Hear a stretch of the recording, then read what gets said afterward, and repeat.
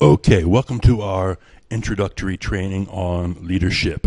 This training is called the Everyman Guide to Self-Leadership. So before we start, we want to just talk a little bit about the four elements of earth, water, fire, and air. Really, earth in our system corresponds to physical power or biosurvival circuitry. Water corresponds to socio-sexual circuitry or leadership in general. Fire corresponds with the rational intellectual circuitry or mental power, and generally we use this as strategic thinking. And finally, air represents the post-personal power, and generally we use meditation training for the air quadrant. We also want to talk about the four elements of history, or how we can divide the four eras of history up according to the four elements. So those four elements are prehistoric, ancient, modern, and postmodern. The prehistoric period is really about survival. This is the early hunter-gatherer type of communities.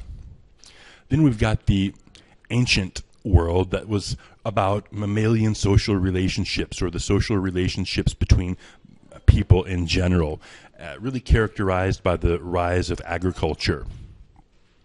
Then we've got the modern era of history, which was characterized by production, this sort of assembly line, mechanized, industrialized production process. And finally, we've got the postmodern era, which we're in now, which corresponds to disintegration. Really, globalism is what we're talking about. So here you can see a model of an Asian stupa or pagoda. We've got it turned on its side. So the earth element is physical power, water, social power, fire, mental power, and air, post-personal power. Or we can think of this as like the era of Africa, the era of Asia, or the Middle East generally. Then we've got the era of the West, and then we've got globalism. So this really follows the cycle of creation, stasis, degeneration, and destruction. Every cell in your body and everything in the universe, in the phenomenological universe, goes through this same process of creation, stasis, degeneration, and destruction. So the thing we want to think about is, what part of the pagoda are we in now? Generally, we're in this sort of air section of the pagoda, or of this model. We want to think about what comes next after that.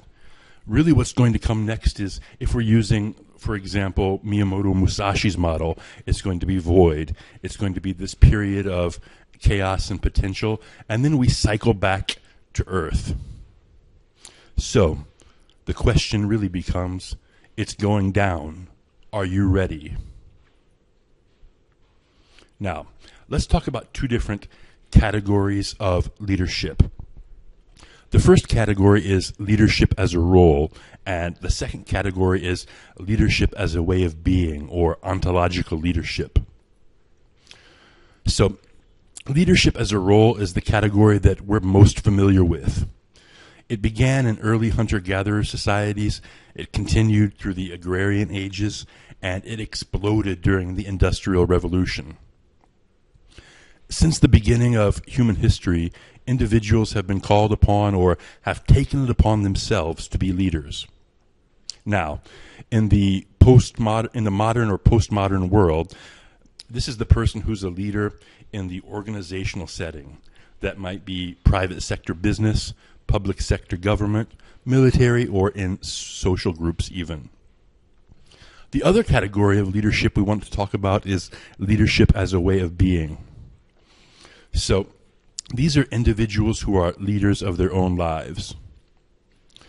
More and more, people are realizing that they can't rely on modern era organizational structures to take care of them, and that you have to take care of your own life. So, let's talk about the capabilities of a postmodern leader. Those are intelligence, technical skills, and being a certain kind of person. So, when we're talking about the capability of intelligence, you need to be able to think through complex problems, deal with a wide range of commitments, hold multiple time horizons, analyze data, and you must be able to think strategically.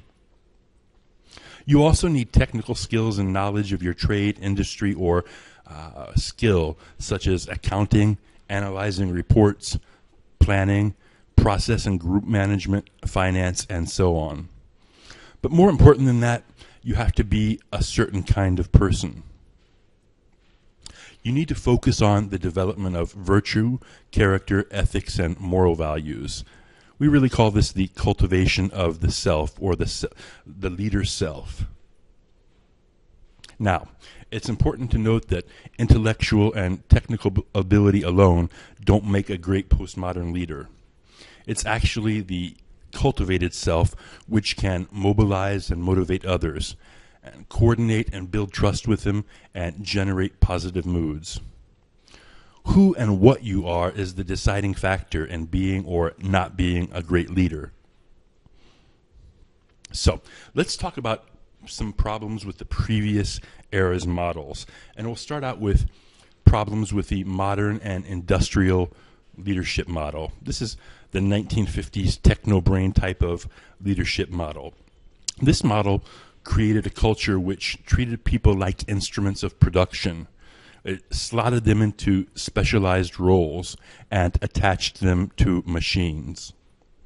That culture lacked grounding in meaning, values, or purpose. The result of that was a sort of numbing isolation and a terrible cost to the human spirit, which resulted in disabling stress doubling since 1990. 70 to 90% of hospital visits being stress-related, and depression doubling with every generation since the 1920s. Now, does that sound like the kind of future you want to create? A serious lack of productivity, motivation, and creativity. Overwhelming sickness and depression as a result of spending a third of your life on meaningless activities and being treated like a machine. Even with more and more luxury and ease, you become less fulfilled and satisfied. And the bad news is, for many people, that's exponentially increasing. Now, it's time for everyone to become the leader of their own lives. The task of enlightened leadership is to follow the force of history, act decisively in the present, and build narratives and practices for positive futures and for future generations.